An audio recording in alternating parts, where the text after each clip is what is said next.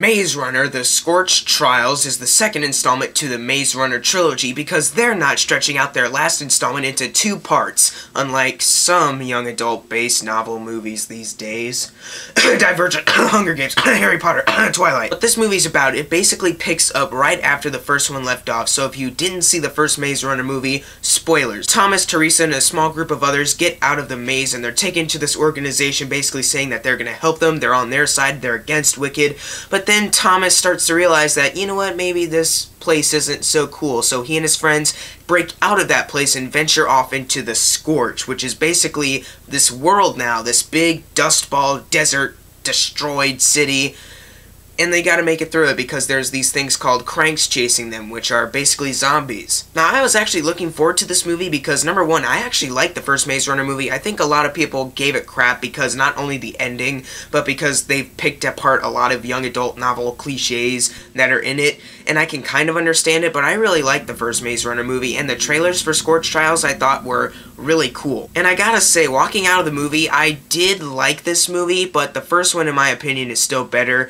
And I am a little disappointed by that because I was hoping this one could be like The Empire Strikes Back to the first Maze Runner because that's kind of what it was building itself up to be. But overall, I did like the movie. I do have a couple problems with it though. One thing though, Dylan O'Brien nails it once again. I liked him in the first movie and I liked him again in this movie. He has such a great presence. I hope he has a great future. I wanted him to play Spider-Man, but some guy named Tom Holland took the role, so whatever, I guess. Dylan O'Brien was really good in this movie. He pulls off a lot of the chase sequences and stunts very well. I really liked him in this movie. And Kaya Scodelario, I think that's how you pronounce her last name, as Teresa, I liked her once again. She was really good in this movie once again. And the group chemistry, all of their friends all together, their chemistry really worked because you saw that chemistry get built up since the first movie. And I'd mention all the actors by name if I memorized them. The only one that I have memorized besides Dylan O'Brien and Kaya Scodelario is Thomas Brody Sangster,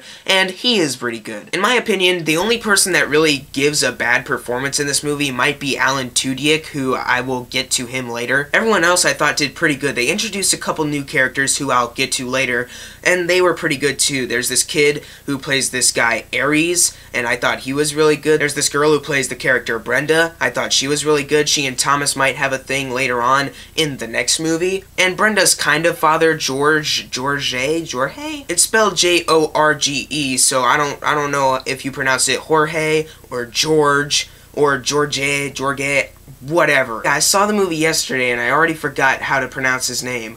Whoops! And the villain, even though I didn't think that he was all that spectacular, there was a certain vibe given off by his performance where you're like, you are kind of a creeper, dude.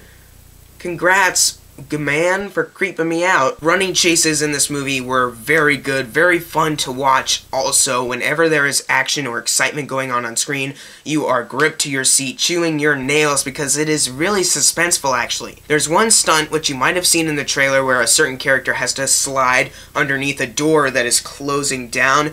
Like, as soon as it was over, I was like, oh, holy crap. Because you think about it, as soon as that stunt ends, you're like, if he had not slid down at the right moment, then he probably would have been crushed by that door.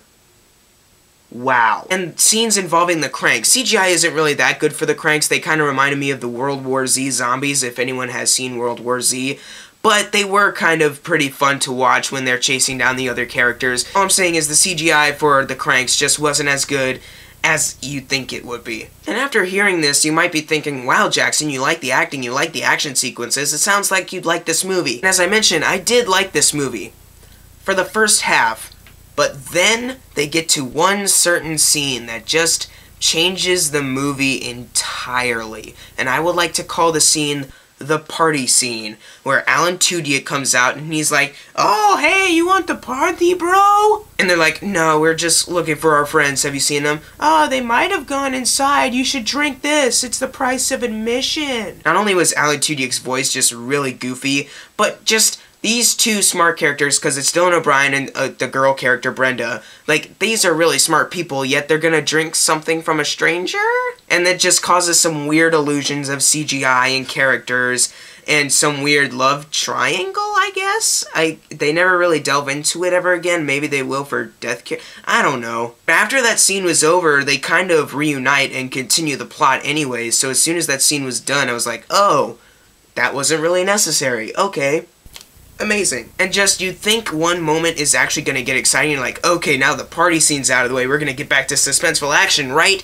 No, that suspenseful action scene ended right before it began, and we get lots of exposition and a few bits of explaining and basically set up for the Death Cure. And I gotta say, the last battle of this movie, which is like around the last 25 minutes, that got me pumped for Death Cure. The last 2 minutes of the movie where there's one speech given, like, okay, you got me, I'm excited for the Death Cure. But leading up to that speech and after what we've just seen for the first half, the party scene and what came after that were just really disappointing, and I think if you cut out the party scene, basically, then maybe it would have flowed better. Because really, the party scene is really just there so we can get some weird acid trip. And besides the last half of this movie, the new characters, they aren't really delved into that much. The kid Aries, what do you know about him? He was in a maze, he was the only boy, there are just a lot of girls. And that's it. Yeah, he had a suspicious feeling about the organization and he told Thomas. What else important about his character? Nothing much. The only character I think was really, like, actually delved into a bit was Brenda, and because there was one good scene with her and Dylan O'Brien that I thought was really good. I liked her character, but her kind of father, Jorge, whatever, however you pronounce his name, because I forgot even though I saw it yesterday. I didn't really feel for his character. I barely know anything about him. Plus, there was even a death of a character from the last Maze Runner movie. I'm not going to spoil who it is, but they try to make you care about it, but in actuality, I'm just like, oh man, I think I'd be bummed if I actually remembered this guy. Like, guys, if you haven't seen Scorch Trials yet, I would suggest watching the first Maze Runner again and then seeing Scorch Trials so you can have it all refreshed in your mind, like, okay, now I'm ready. Overall, guys, I did have fun with the movie despite a disappointing half of the movie, some characters not being delved into that much, a few crappy shots of CGI, and Alec Tudyk being a weirdo. I'm gonna give the Maze Runner Scorch Trials a B-. I think it could have been a lot better. I think this could have actually been the Empire Strikes Back to the first Maze Runner movie, but they kind of failed on a lot of levels. The ending didn't disappoint me as much as the first Maze Runner did, but it's that second half that did. They really need to work on that, and I don't think they're gonna have to because the Death Cure is basically the book where a bunch of stuff starts to happen as far as I know, so a bunch of stuff is gonna happen and we're gonna be excited, right? Right? But if you saw Maze Runner, the Scorch Trials, leave in the comments below what you thought of it. Thank you guys for watching. Make sure to subscribe. I'm Jackson Fulcher. See you guys next time.